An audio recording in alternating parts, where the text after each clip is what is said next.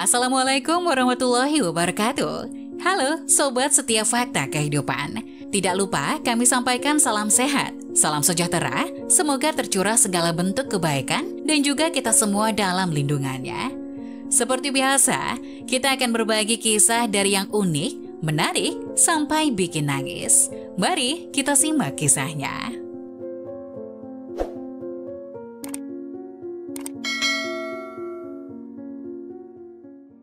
Karma lelaki hobi selingkuh, kehidupan hancur dari rumah mewah hingga berakhir di gubuk bambu.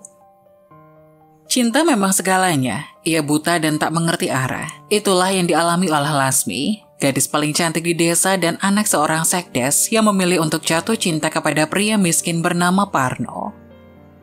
Pria itu tidak dikatakan tampan atau jelek, tapi memang perilakunya sangat baik, sopan dan ramah kepada semua orang. Karena kebaikan itu pun, Lasmi sangat jatuh hati kepada Parno. Parno merupakan pekerja serabutan yang memang terlihat rajin dan serius dalam pekerjaannya. Kadang-kadang ia menjadi kuli bangunan, kadang-kadang ia menjadi juru parkir dan ia juga pengepul barang bekas yang kemudian dijual lagi kepada juragan Rongso. Hingga suatu hari, kabar tentang hubungan asmara Lasmi dan Parno pun sampai ke telinga kedua orang tuanya. Ayahnya yang merupakan pejabat desa tidak rela dan merestui Lasmi jika ingin menikah bersama dengan pria miskin tidak berpendidikan dan penghasilan seperti Parno. Ayahnya yang panik pun segera menjodohkan Lasmi dengan pria pilihan ayahnya yang merupakan seorang PNS muda dari desa sebelah. Namun kekuatan cinta Lasmi ke Parno tidak silau dengan jabatan yang diemban oleh calonnya itu. Dengan tegas Lasmi menolak perjodohan itu dan mengancam akan kabur bersama Parno jika orang tuanya tidak merestui hubungan mereka berdua.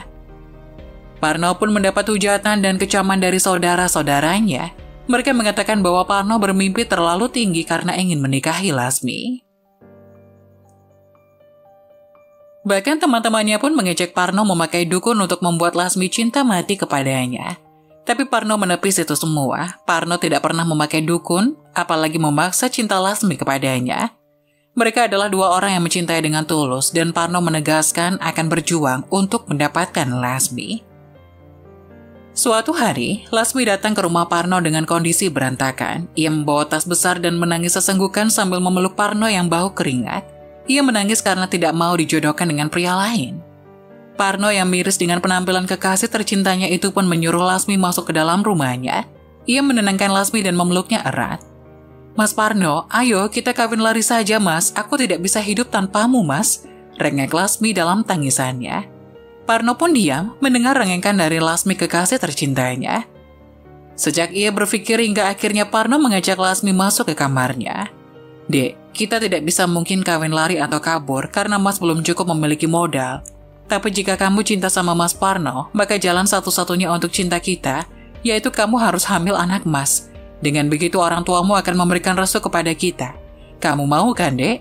Lasmi pun mengangguk menyetujui ajakan dari Parno. Hingga akhirnya mereka pun melakukan hubungan terlarang di rumah itu. Malam harinya orang tua Lasmi, Pak Sugeng, marah besar mengetahui kalau Lasmi kabur dan membawa baju-bajunya. Ia pun langsung menuduh Parno sebagai tersangkanya. Dengan marah, ia mengumpulkan beberapa orang untuk datang ke rumah Parno dan menghajarnya.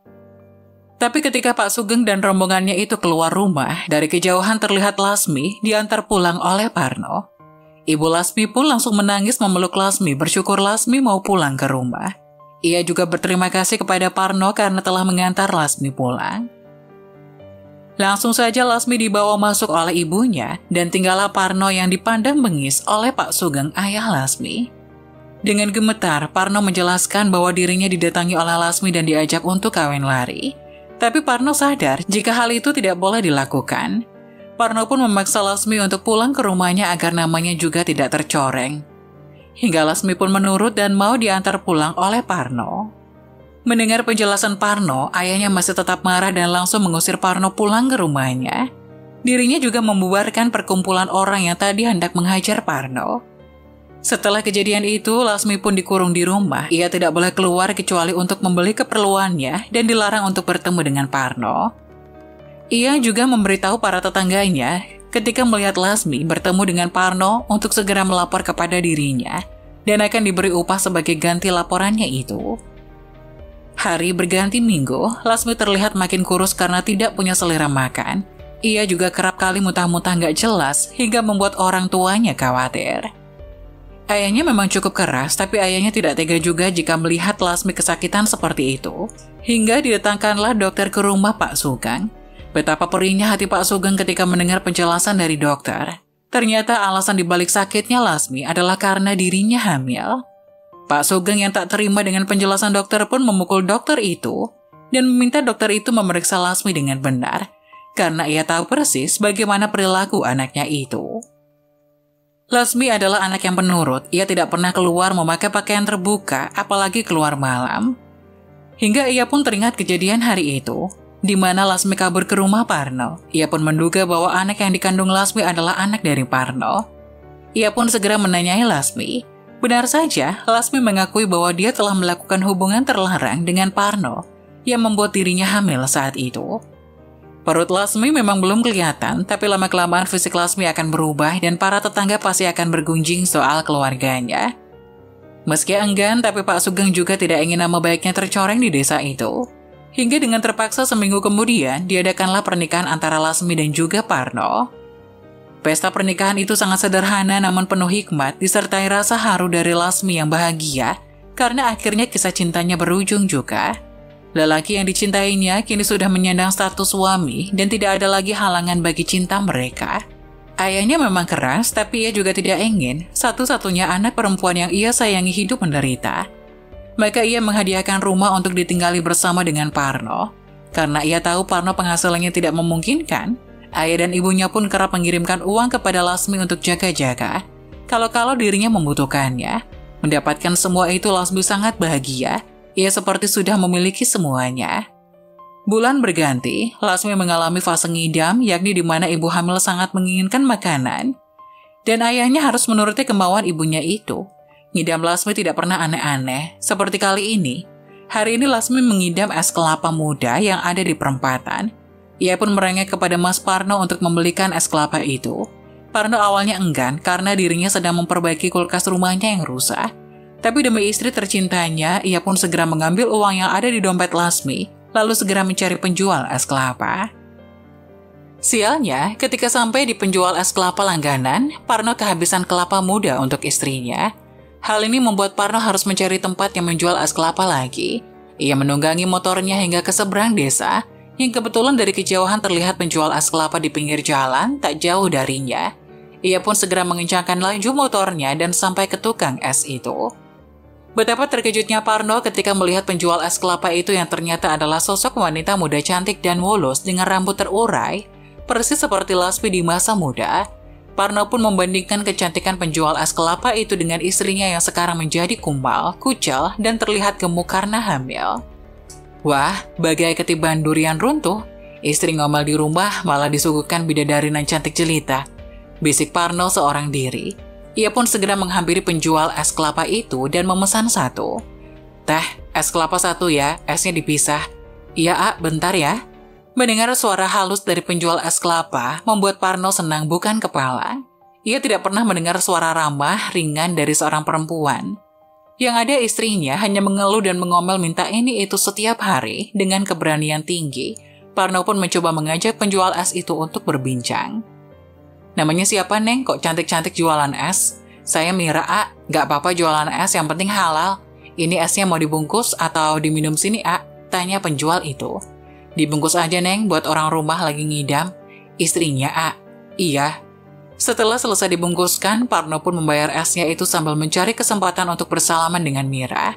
Pucuk dicinta, ulang pun tiba. Rupanya Mira juga menyambut tangan dari Parno sambil tersenyum genit. Parno yang mendapat tatapan dan senyum genit dari penjual es itu senang bukan kepalang. Ia pun berjanji akan datang setiap hari ke warung Mira untuk beli es kelapanya. Sampai di rumah, istrinya pun senang bukan main karena es kelapa yang kali ini dibawakan Parno beda dengan biasanya. Kali ini rasanya lebih segar dan manis, hingga sang istri pun tiap hari meminta dibelikan es kelapa yang sama oleh Parno. Parno yang mendengar permintaan istrinya pun senang. Menerima permintaan istrinya sekaligus mau cuci mata untuk ngapel ke Mira. Setiap hari Parno datang dengan kondisi rapi dan wangi. Ia memesan satu es kelapa untuk dirinya di gelas dan meminta satu dibungkuskan untuk Lasmi. Mirna dan Parno pun semakin hari semakin dekat. Bahkan sekarang Parno berani terang-terangan memeluk Mira di warung es kelapanya.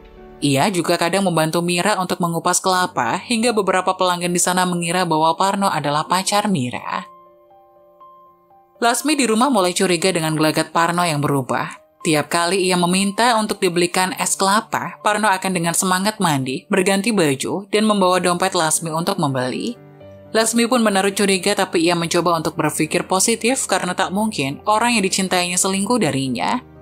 Mereka adalah orang yang saling mencintai dan sudah berjuang dengan keras. Tidak mungkin Parno melupakan perjuangan cinta mereka begitu saja, bukan? Dan karena tidak ada kendaraan lain selain yang dipakai Parno, Lasmi pun diam saja di rumah, menerka-nerka apa yang terjadi di luar sana, sambil berharap Parno cepat pulang. Puncaknya, ketika Lasmi sudah tidak lagi ngidam es kelapa, Parno malah memaksa Lasmi untuk meminum es kelapa. Ia berdalih karena ia sangat mencintai Lasmi dan ia tak ingin anak dikandungnya itu ngiler seperti kata orang-orang dulu. Pagi baru menunjukkan pukul 8, tapi Parno sudah siap-siap untuk pergi beli es kelapa. Lasmi pun tak bisa mencegah suaminya, tahu dirinya juga senang mendapatkan perhatian dari Parno. Tapi anehnya hingga pukul 5 sore Parno juga tidak pulang, bahkan ia melewatkan makan siang yang sudah Lasmi siapkan untuk dimakan bersama. Lasmi pun mulai khawatir karena tidak ada kabar dari Parno. Ia pun segera menelpon ibunya yang memang berada di rumah terpisah darinya. Ia menceritakan semua kejadian dan kejanggalan-kejanggalan yang ia rasakan selama ini. Tangis Lasmi pecah, ia takut kalau ada apa-apa dengan suaminya. Ibunya yang mendengar curhatan hati dari Lasmi pun hanya bisa memberikan support agar anak dan calon cucunya itu sehat. Malam hari pun tiba, Lasmi mendengar suara motor Parno perlahan masuk halaman rumahnya. Ia terkaget karena kondisi Parno sudah agak berantakan jauh berbeda dengan pertama kali ia pergi. Parno juga tidak membawa es kelapa kesukaan Lasmi. Lasmi pun bertanya, Parno dari mana?